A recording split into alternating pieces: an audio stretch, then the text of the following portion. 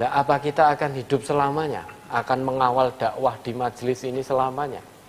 Tidak. Watil kal ayam nudawiluha bainan nas. Generasi itu dipergantikan oleh Allah. Tidak mungkin kita akan hidup selamanya. Maka pemuda-pemuda ini nanti, pemuda-pemuda kita yang akan meneruskan dakwah Islam di MTA ini. Maka mereka ibarat rembulan, dikawal terus, dibimbing terus. Satu saat mereka harus muncul, memancarkan sinarnya. Nah, ketika pemuda-pemuda nanti rembulan-rembulan kita memancarkan sinarnya, mataharinya jangan sakit hati. Terus manggil, linggior ini sik le. Nah, itu kan berarti sakit hati. Tidak rela rembulannya memancarkan sinarnya. Nek ngisi aja kemaki, aja sok pinter dhewe.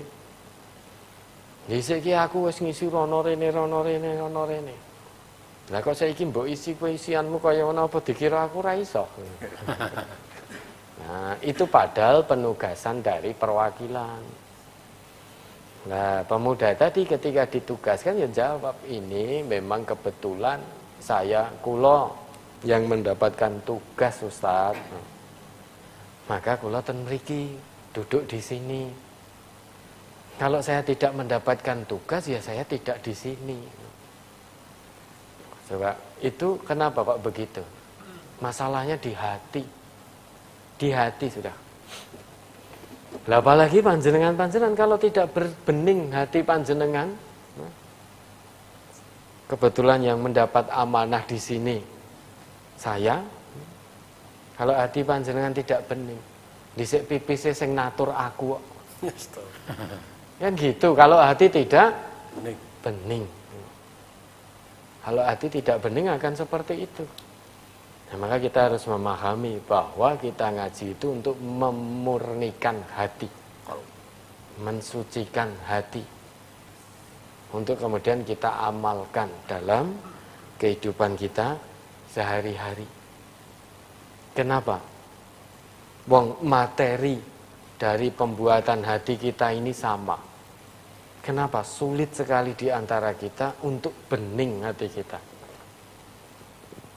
Kan tanda tanya ini. Padahal surga, syarat untuk bisa masuk surganya Allah, kriterianya harus hati yang bening. Sepanjang apapun usia yang Allah berikan pada kita, kalau hati tidak bening, kita tidak akan bisa mengamalkan isi Al-Quran, isi daripada tuntunan-tuntunan Rasulullah secara kafah. Kalau hati tidak bening.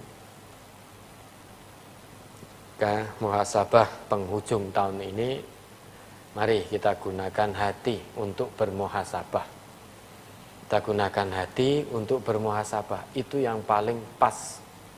Paling tepat muhasabah itu kita gunakan hati. Kenapa? Selama ini hati kita masih keras. Ujian terberat itu bukan sakit, bukan di PHK dari tempat pekerjaan, bukan kesulitan ekonomi, bukan itu ujian terberat. Ujian kehidupan itu yang terberat bukan itu. Namun yang terberat adalah qulubun qasiyah, hati yang keras. Itu yang terberat.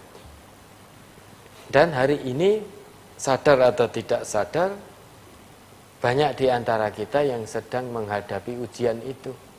Ujian hati yang keras. Salah satu contoh hati kita keras tidak bisa menerima kebenaran yang datangnya dari orang lain. Hanya gara-gara secara usia lebih muda. Padahal yang disampaikan juga Quran juga sunnah. Kenapa kok tidak bisa menerima? Karena tidak ikhlas. Tidak ikhlas karena dia hanya mengharapkan ketenaran. Nek sing ngisi wong liya aku dadi ora tenar. Kan begitu. Maka yang patokannya hanya suhroh, hanya ketenaran. ben tenar di tengah-tengah warga MTA. Rugi no uripe. Nek tujuannya biar tenar di tengah warga MTA. Ya rugi. Warga MTA paling mung pira ta? Apalagi hanya di cabang kita masing-masing. Tidak semua warga cabang kita kenal kok. Nah, kalau ingin ketenaran di tengah-tengah warga MTA, rugi. Rugi. Ya. Kalau pengen tenar, jangan hanya di tengah warga MTA. Tenar di banyak manusia, kan jadi pejabat korupsi, jenengan tenar mungkin. Tenar itu. Kita tidak butuh suhroh di tengah-tengah manusia. Ya. Kita tidak butuh dikenal oleh manusia. Manusia tidak kenal, tidak apa-apa. Yang penting oleh penduduk langit kita dikenal. Itu yang utama. Makanya selalu ditanamkan oleh dua pendahulu kita bahwa di MTA ini lillah, billah, fillah, semuanya untuk Allah sudah. Tidak ada itu untuk linnas, itu tidak ada. Semuanya lillah, billah, fillah. Semuanya hanya mengharap ridha Allah. Tidak masalah tidak dikenal di dunia. Tidak dikenal di tengah-tengah warga MTA, tidak masalah. Yang penting penduduk langit mengenal kita, menyanjung-nyanjung kita. Itu yang paling utama.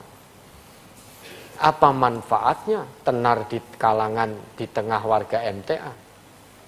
Ketenaran itu menyebabkan kesombongan, menyebabkan paling benar sehingga tidak dikenal oleh penduduk langit. Apa manfaatnya? Sekarang kalau sudah tenar itu rumasane peng-pengan kan. Apa jaminan masuk surga? Kamu kok tidak dikenal di tengah warga MTA, wis ora pantes masuk surga. Apa begitu? Tidak. Maka jangan mengharap ketenaran. Tenar di mata manusia, ora tidak tenar di mata Allah, rugi. Khasirat dunya wal akhirah. Rugi dunia, rugi akhirat.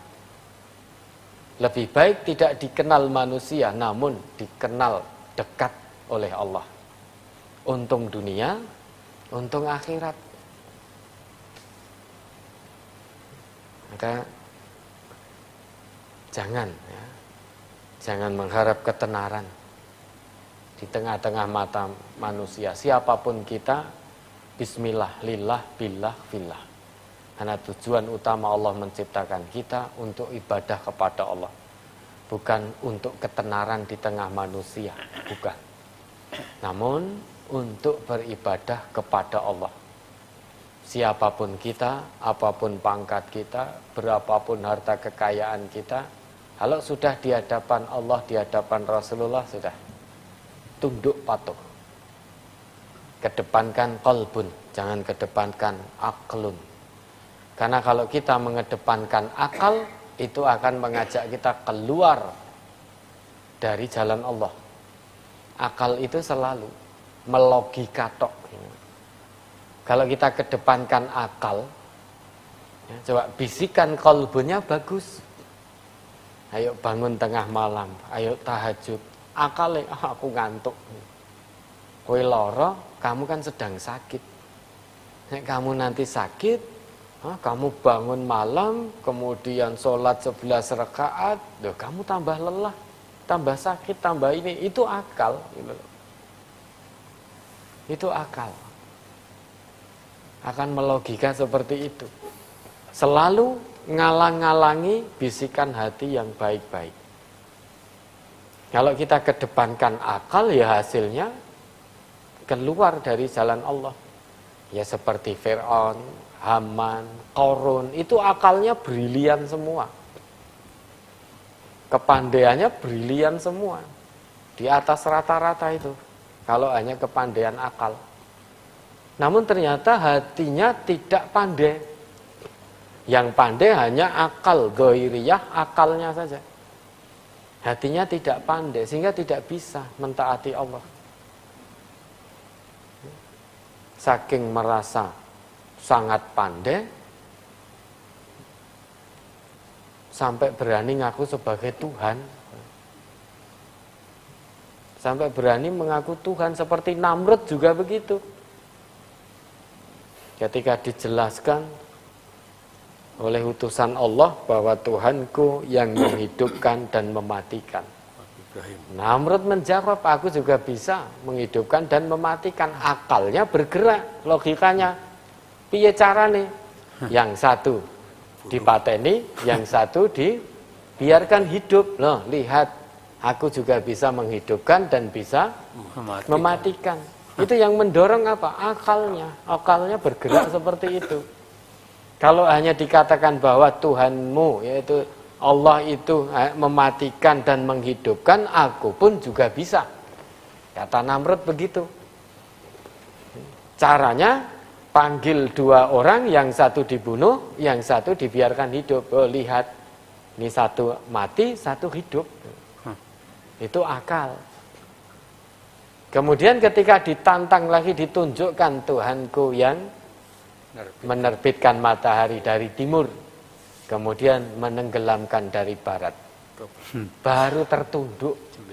Wis ndomblong ra iso ngopo-ngopo. Namrud. Karena ndak mungkin, akalnya wis ora gathuk itu. Ndak bisa, piye carane menerbitkan matahari dari timur, nenggelamkan dari barat. Runtuh ya, tapi tetap tidak mau beriman. Nah, jangan sampai kita sudah Islam sejak lama, kita sudah ngaji sejak lama, jangan sampai hati kita tertutup, terkunci mati. Zahiriyahnya kita sholat, anggota tubuh kita tunduk pada Allah saat sholat itu, tangan kita takbir, lisan kita ya, membaca apa yang menjadi tuntunan Rasulullah dalam sholat. Kemudian kita rukuk, iktidal, sujud sampai tahiyat akhir, sampai salam. Zahiriyahnya, anggota tubuhnya tunduk. Namun hatinya tetap tidak tunduk, tidak manfaat. Karena salah satu fungsi sholat, tanha anil fahsya wal mungkar. Kalau lisannya masih sombong, lah sholatnya terus membentengi dari apa? Sedangkan lisan sombong itu termasuk perbuatan mungkar. Merasa paling benar itu perbuatan mungkar.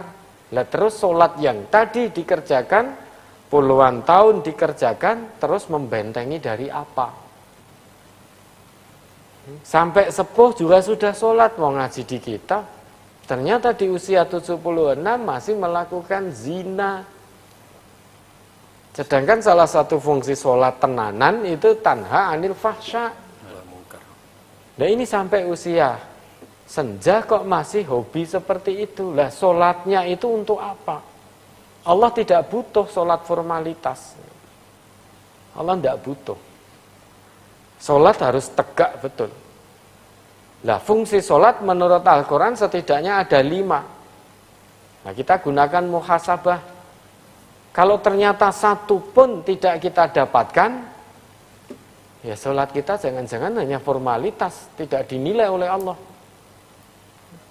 Kalau menurut Quran ada 5. Yang pertama, kita akan terbebas dari perbuatan keji dan mungkar.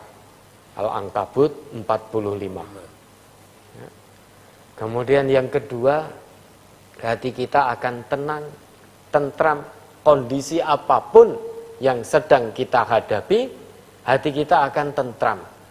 Quran surat Ar-Ra'd ayat 28. Ala bidzikrillahi tatmainnul qulub.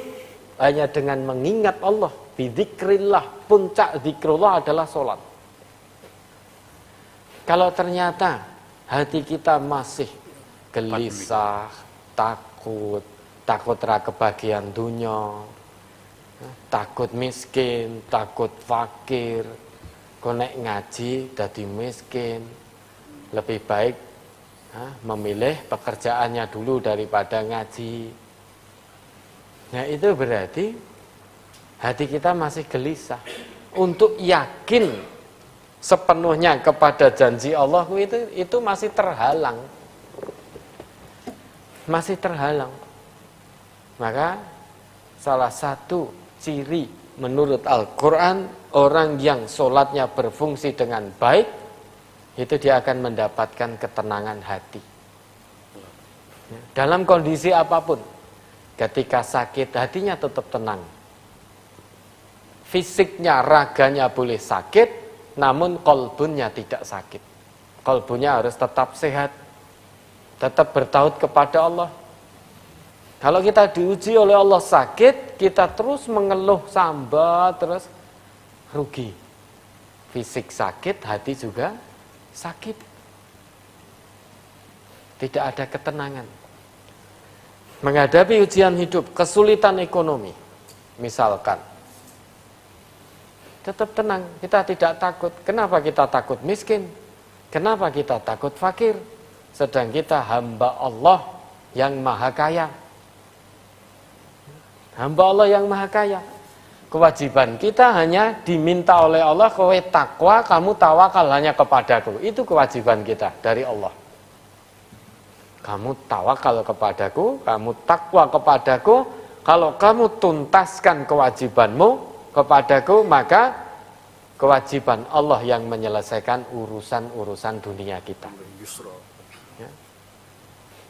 Syaratnya untuk mendapatkan pertolongan Allah, tunaikan kewajiban kita dulu kepada Allah, yaitu takwa, tawakal. Wa may yatawakkal 'alallah fahuwa hasbuh. Barang siapa yang bertawakal kepada Allah, Allah akan cukupkan urusannya. Nah, semua problematika kehidupan dunia akan selesai. Kenapa kok selesai? Karena Allah yang menyelesaikan. Setiap ada masalah, ada solusi. Ada masalah, ada solusi. Itu. Kalau itu belum kita dapatkan, jangan-jangan ada yang salah dengan sholat kita. Sholat kita jangan-jangan hanya baru sebatas formalitas belaka, penggugur kewajiban, tidak berfungsi dengan baik. Ya, Nabi kita dulu bersabda, mal faqra akhsha alaikum. Bukan kefakiran yang aku takutkan atasmu, itu kata Nabi. Walakin akhsha antubsata alaikumud dunya kama busitat ala man kana qablakum fatanafasuha kama tanafasuha. Tetapi yang paling aku takutkan atasmu, menurut Nabi, Nabi ngendika begitu, itu dunia ini dibentangkan luas-luas untukmu. Sebagaimana dulu dunia dibentangkan begitu luas pada orang-orang sebelummu. Kemudian mereka bermunafasah, bersaing memperebutkan dunia. Kamu kemudian bermunafasah, bersaing memperebutkan dunia. Sebagaimana orang-orang terdahulu juga melakukan satu munafasah, satu persaingan dalam memperebutkan dunia sehingga lupa dengan akhiratnya. Saat kita memperebutkan dunia, melupakan akhirat kita, kejadiannya akan sama dengan orang-orang terdahulu. Maka kata Nabi, fatuh likukum kama ahlakathum. Kalau sudah begini, dunia akan menghancurkanmu, membinasakanmu, sebagaimana dulu dunia membinasakan orang-orang sebelummu, menjauhkan kamu dari jalan Allah. Hanya gara-gara rebutan dunia, lali surga, lali neraka. Mung gara-gara rebutan dunia, lali surga, lali neraka. Waktunya habis untuk urusan dunia. Habis untuk urusan dunia. Hanya sedikit untuk urusan akhiratnya. Padahal perintah Allah, wal tanzur nafsum ma qaddamat lighad. Persiapkan, lihat, perhatikan apa bekal yang akan kita bawa menghadapi hari perjumpaan kita dengan Allah. Maka Nabi tidak takut, Nabi tidak khawatir umatnya fakir, umatnya miskin. Karena kita ini hamba Allah yang maha kaya. Maka Nabi nggak takut umatnya fakir, umatnya miskin. Nabi saja nggak takut. Yang takut miskin fakir kan kitanya. Kita yang takut. Padahal Nabi kita, suri toladan kita, beliau tidak mengkhawatirkan kemiskinan kita, kefakiran kita. Kenapa kita takut miskin? Kenapa takut fakir?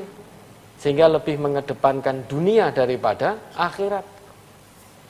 Nah, ini berarti hati kita tidak tenang. Kalau masih condong pada dunia, menomor satukan dunia, menomor sekiankan akhirat, itu berarti hati tidak tenang. Kalau hati tidak tenang berarti sholat kita belum berfungsi dengan baik. Kemudian fungsi sholat yang ketiga yang memang betul-betul berfungsi, itu Quran surat Toha, surat ke-20 ayat 14. Aqimis sholat li dzikri. Orang yang sholatnya betul, fungsinya benar, tidak hanya penggugur kewajiban, maka dimanapun berada dia akan ingat Allah. Karena sholat itu fungsinya untuk mengingat Allah. Ya. Kalau kita dimanapun kita berada terus berbuat maksiat dalam kesendirian maupun di tengah-tengah orang ramai, apalagi kalau dalam sepi, dalam kesendirian, tidak ada orang lain, kita merasa aman, tidak merasa Allah Maha mengawasi, kemudian kita berbuat maksiat, apapun jenis maksiatnya, berarti sholat kita belum berfungsi. Karena kita tidak merasa diawasi oleh Allah. Sedangkan perintah Allah untuk mendirikan sholat, aqimis sholata li dzikri. Dirikan sholat untuk mengingatku. Jadi orang yang sholatnya berfungsi dengan baik, dimanapun dia berada, dia akan selalu ingat Allah. Baik di tengah-tengah orang banyak, ataupun dalam kesendirian. Mustahil dia akan berbuat maksiat kepada Allah, kalau sholatnya berfungsi dengan baik. Kalau hanya sebatas penggugur kewajiban, tidak mustahil. Orang sholat, selesai sholat, terus bermaksiat. Itu tidak mustahil. Jamaah tertib 5 waktu di masjid. Pulang dari masjid, tengah malam ke pos ronda main judi. Terus mau sholatnya ngopo gitu loh. Ada jamaah 5 waktu di masjid, ada ini. Pulang dari masjid, habis itu kentongannya ditutup atau cagating, itu kode bapak-bapak kumpul di pos ronda bawa domino. Enek cagak lek 1000, 2000 botowan di situ. Ya terus sholatnya mau tinggu apa?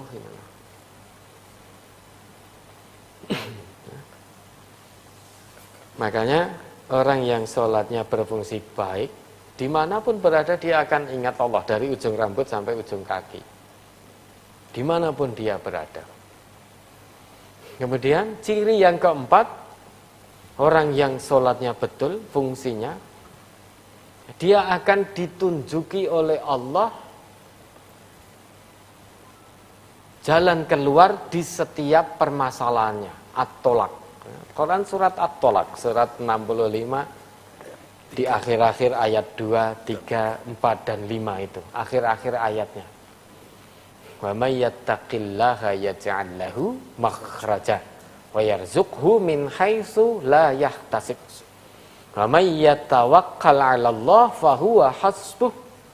Innallaha balighu amrih. Kemudian di akhir ayat 4-nya, wa may yattaqillaha yaj'al lahu min amrihi yusra. Kemudian di akhir ayat 5-nya, wa may yattaqillaha yukaffir anhu sayyi'atihi wa yu'dzim lahu ajra. Itu.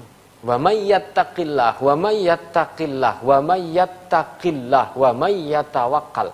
Sekarang pertanyaannya, orang yang bertakwa itu sholatnya berfungsi tidak? Berfungsi. Dikatakan itu orang yang bertakwa kalau dia iqamatus sholah betul.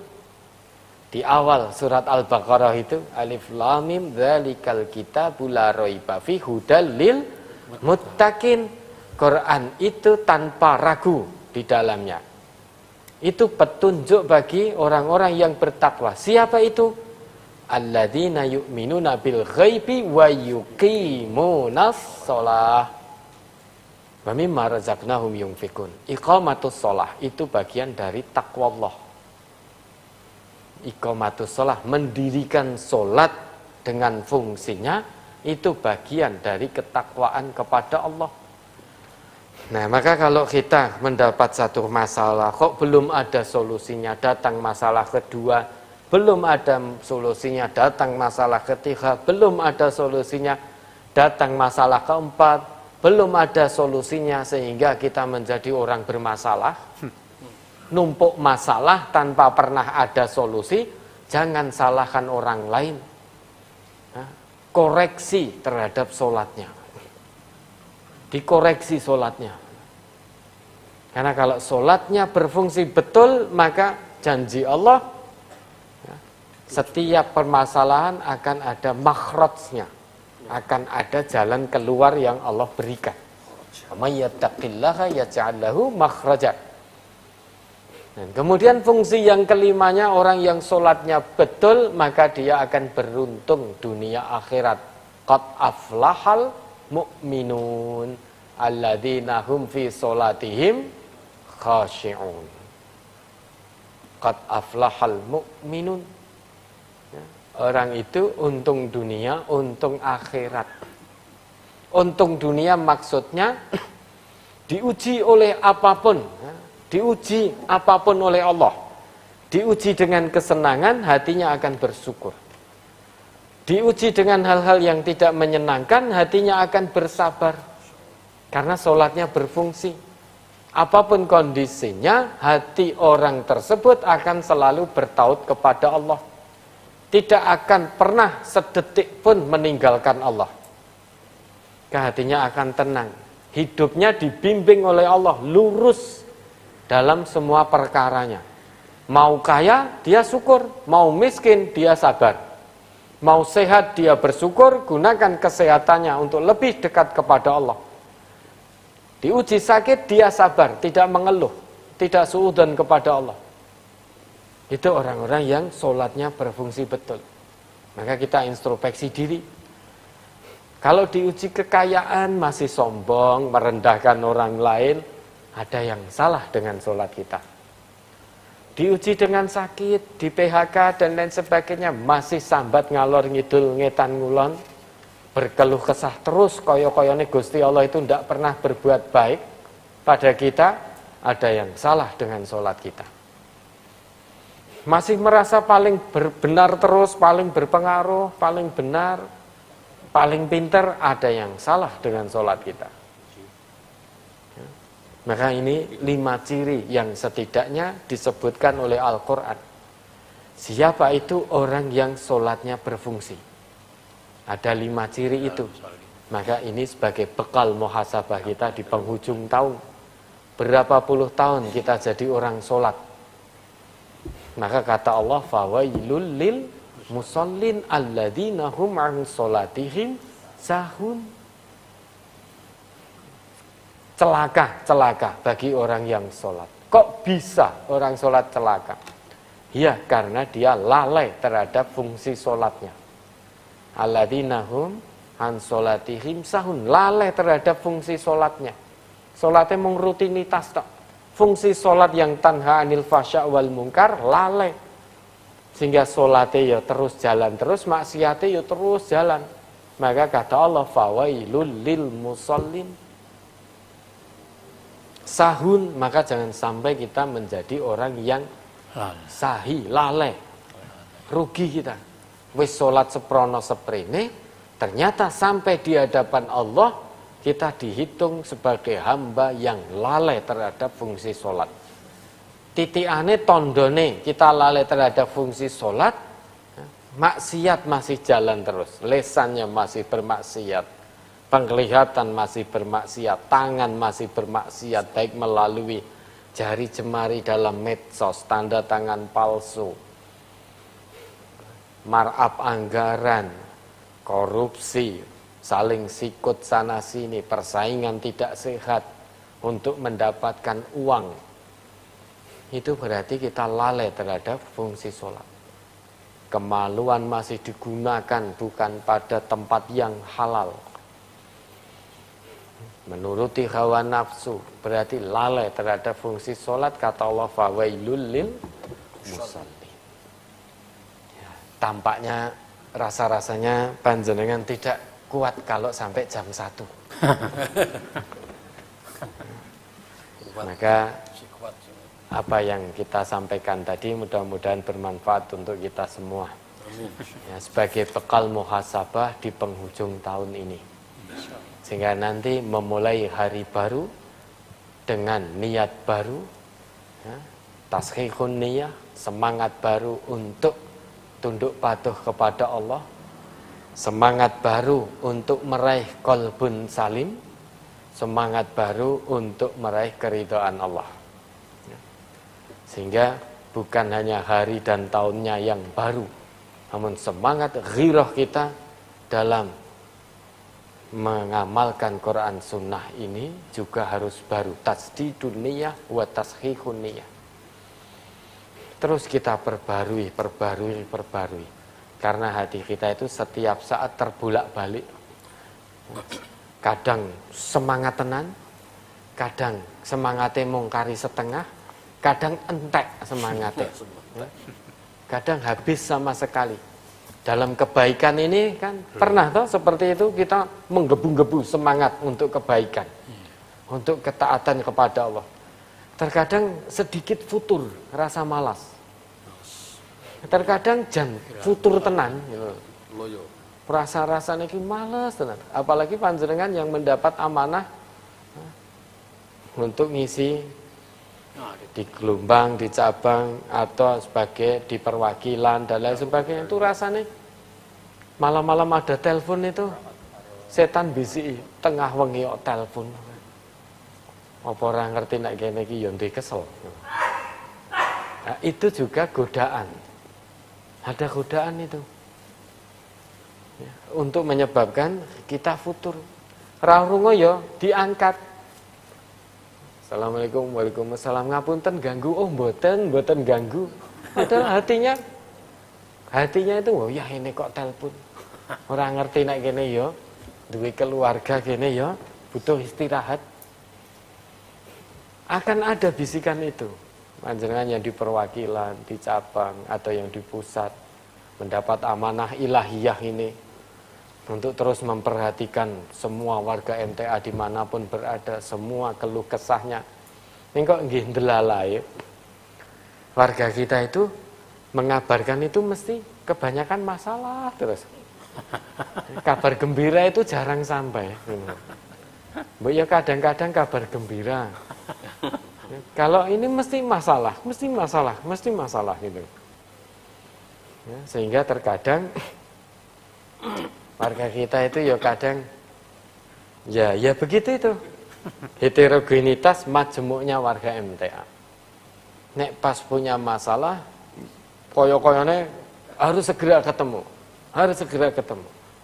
Tapi nanti kalau sudah lepas masalahnya wes ndak ada kabarnya gitu.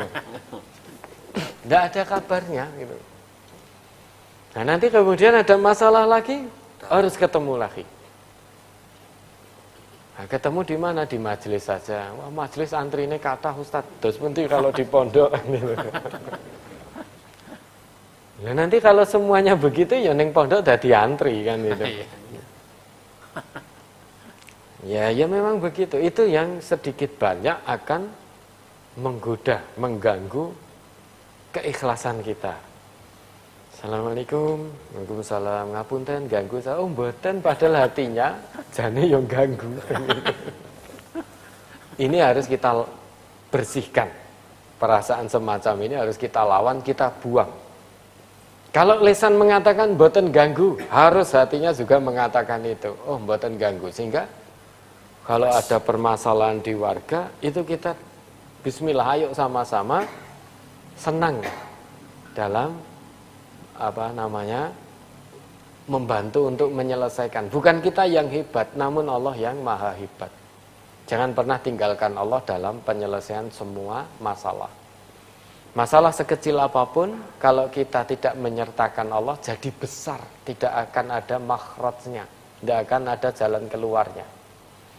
Masalah sebesar apapun, kalau senantiasa kita ikut sertakan Allah dalam penyelesaian, wis kecil banget bagi Allah.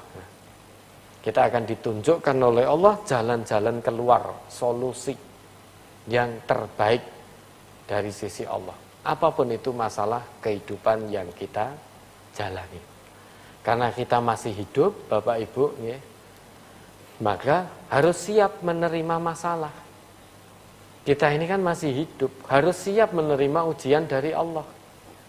Kalau sudah tidak berani menerima ujian dari Allah, maka takut hidup namanya. Kalau takut hidup, ya jangan hidup. Salah satu ciri orang hidup mengambil jalan Islam, beriman kepada Allah, harus siap mendapat ujian dari Allah. Ahasiban nas ayyutraku ayyaqulu amanna wa hum la yuftanun. Kuncinya selama kita masih hidup di dunia, selama itu pula kita harus siap ikhlas karena Allah, menerima ujian keimanan dan ketakwaan. Apapun bentuk ujian itu, Allah yang maha mengetahui. Jangan nawar kepada Allah. Ya Allah, kenapa engkau uji hamba sakit? Kenapa tidak engkau uji hamba dengan kekayaan saja, ya Allah? Allah yang maha mengetahui. Kalau Allah uji kita dengan kekayaan, Allah tahu kita akan sombong, yang menyebabkan kita jauh dari Allah. Maka Allah uji dengan sakit. Dengan sakit ternyata kebutuhan kita mendekat kepada Allah, ingat kepada Allah saat kita sakit. Maka kita diuji dengan sakit. Jangan milih, Allah sudah maha mengetahui. Wes, gak akan luput, gak akan meleset ujian itu. Nah, selama masih hidup harus siap menerima ujian dari Allah. Kalau sudah tidak sanggup menerima ujian dari Allah, berarti sudah takut hidup. Kalau sudah takut hidup, ya jangan hidup. Jangan hidup. Karena orang hidup sebagai hamba Allah yang beriman, pasti akan menerima ujian dari Allah, apapun bentuknya itu. Ya, mudah-mudahan ini bermanfaat untuk kita semua. Pangapunten, kami belum membuka pertanyaan sampai detik ini. Ya, nanti kapan itu, wallahu a'lam, nanti Allah akan berikan waktu yang tepat. Kapan kita kajian dengan menggunakan brosur lagi, nanti kita tunggu keputusan dari Allah, waktu yang tepat itu. Dan Bapak Ibu, kurang lebihnya kami mohon maaf. Mari diakhiri. Alhamdulillahirabbil alamin. Subhanakallahumma wa bihamdika asyhadu an la ilaha illa anta astaghfiruka wa atubu ilaik.